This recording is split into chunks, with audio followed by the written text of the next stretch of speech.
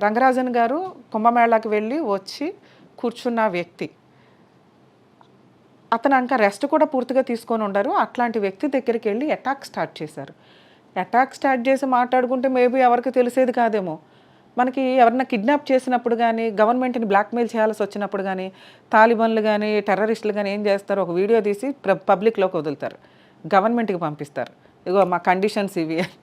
ఆ టైపులో ఆయన్ని కింద కూర్చోపెట్టి, వీళ్ళు చైర్ మీద కూర్చొని బ్లాక్‌మెయిల్ చేస్తూ, మీరు వీటికి సంబంధించి లిస్ట్ ఇవ్వాలి. ఇవ్వకపోతే ఏది ఉగాది వరకు. ఉగాదిలోపు ఇవ్వకపోతే మేమేం చేస్తామో మీకే తెలీదు.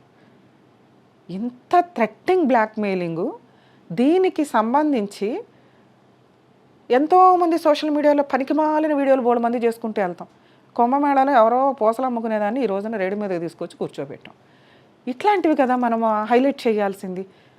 యాజ్ ఏ ఇన్‌ఫ్లుయెన్సర్స్ కింద, యూట్యూబర్స్ కింద, సోషల్ అవేర్‌నెస్ ఉన్న వ్యక్తుల కింద ఒక అన్యాయం జరుగుతున్నప్పుడు, ఒక అన్యాయం జరిగిన వ్యక్తికి మేమందరం ఉన్నాము, ఇట్లాంటివి మేము టాలరేట్ చెయ్యము అని కదా మనం వీడియోలు చేయాల్సింది. ఎంతమంది చేశారు? దీని మీద నాలెడ్జ్ ఉన్న కొంతమంది చేశారండి. వాళ్ళందరికీ హ్యాట్స్ ఆఫ్ చెప్తున్నాను.